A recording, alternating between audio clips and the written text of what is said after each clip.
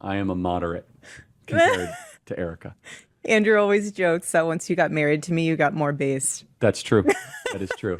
No, Erika is very conservative, and yeah, I was raised well. yes, you have a great mom, I'm a great great mom. My parents, grandparents were amazing. fiercely right wing. Yes, my grandfather was an immigrant from Sweden and fought in World War II and the Korean War. Yeah, and he got the Silver Star, the Bronze Star, and knighted by the King of Sweden, and he was always super far right.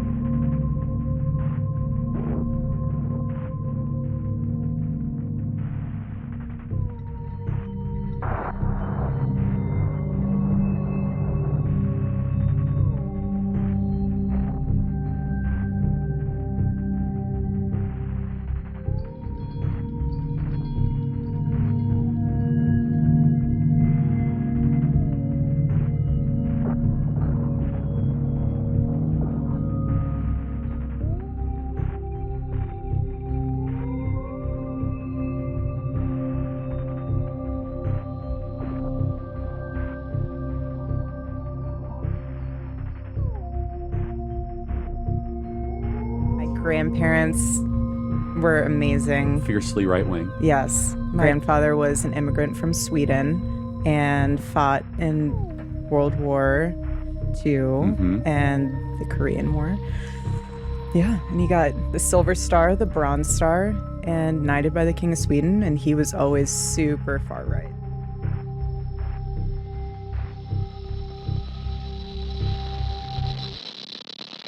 And knighted by the King of Sweden.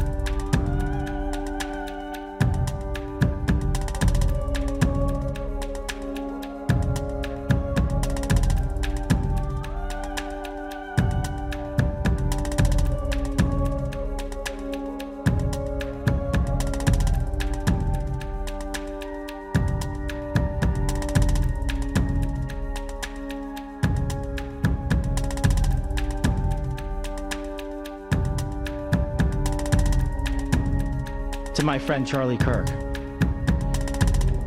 Rest now, brother. We have the watch, and I'll see you in Valhalla.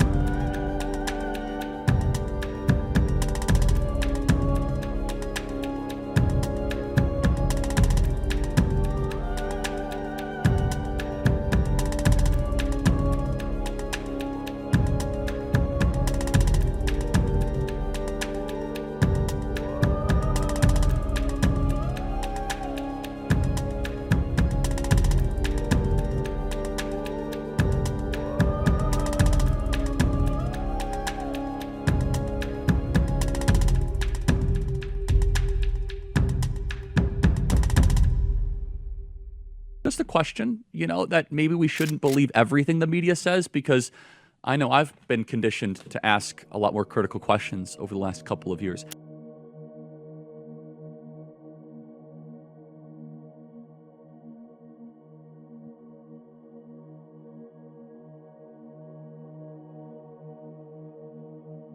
So it's been a bit since I've done an Epstein Elite, but the news today about Princess Sophia of Sweden meeting several times with Jeffrey Epstein. I mean, the Swedish royal family confirmed it. There were a series of leaked emails that were published. And the princess was introduced to Epstein on a few occasions around 2005. That is according to the Swedish royal family. At the time, her name was Sofia Hellquist, and she lived in New York, where she tried to start a career as an actress. It feels like she was probably more of a yachter than an actress, because she was part of a network of young women around financier Barbara Enbom. Now, Barbara, just basically a madam. And she was a woman who received donations from Epstein's foundations and had close connections to him. He sends her money. She brings over women.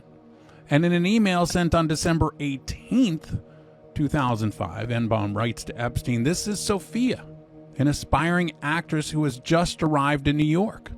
She's the girl I told you about before I left, who I thought you might want to meet. Maybe we can say hello before you leave for Christmas vacation." Epstein replied almost immediately, said, "I'm in the Caribbean.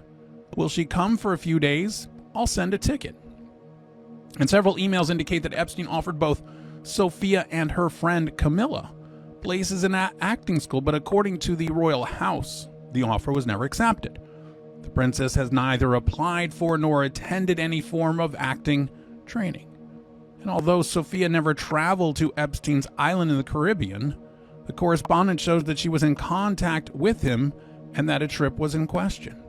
Now, Barbara Enbom, who's now 80 years old, she goes, I don't remember any of this. That sounds very difficult. I have no idea. And Princess Sophia, look, she has been called the world's most scandalous princess. I don't think so. I would go with Medi Merritt on that one. Yes, she was on Paradise Hotel in 2005. Yes. In 2004, she posed topless with a boa constrictor in a men's magazine and went on to blog about attending lavish parties with celebrities. She was a yachter. She was an up-and-comer. That's what she was doing.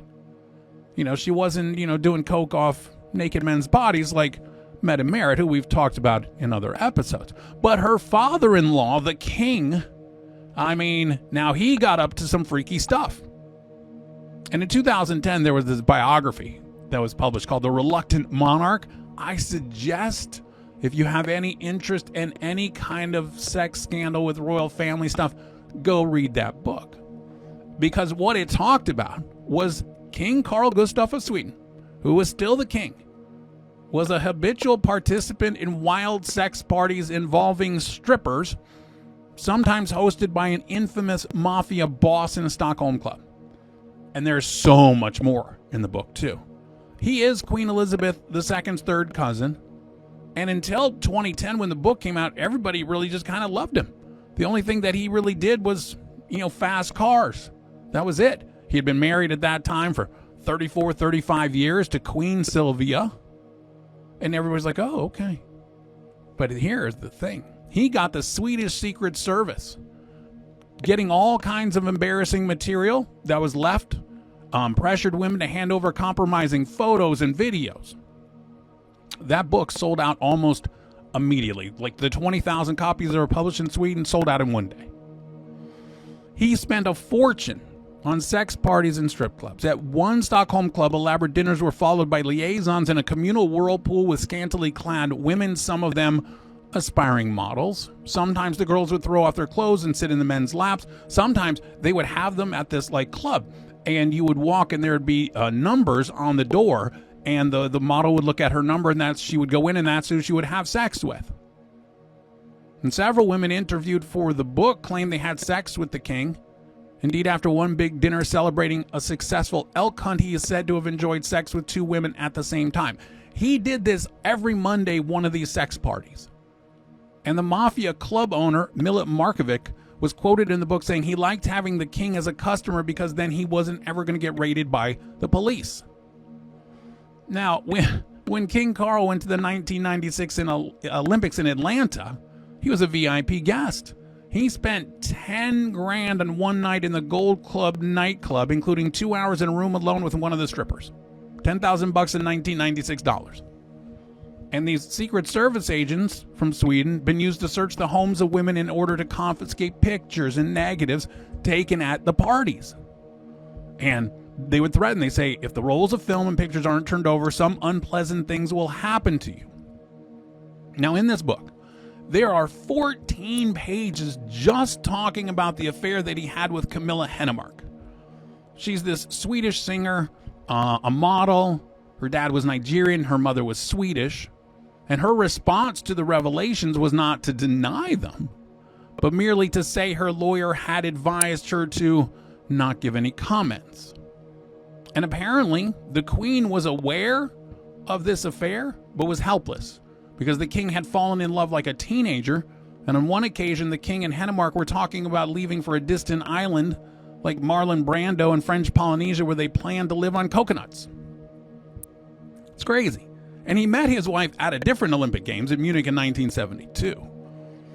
They married in 1976, and everybody thought, oh, was this perfect marriage?